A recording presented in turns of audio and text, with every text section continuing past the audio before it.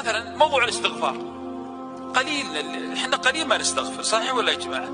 لكن علشان تحب الاستغفار تذكر هذا الحوار العظيم الذي دار بين الله عز وجل وبين إبليس. ماذا قال إبليس؟ قال وعزتك يا رب لأغوينهم ما دامت أرواحهم في أجسادهم. شوف التحدي، أن يغوينا ما دامت أرواحنا في أجسادنا. فماذا رد الله عليه؟ قال وعزتي وجلالي لأغفرن لهم ما داموا يستغفرون. يلا صلح اللي تبغاه يا إبليس، ما دام يستغفر لأغفرن له. هنا أنت تحب الاستغفار ولا لا؟ لأنك تدري أنه يقربك من الله عز وجل.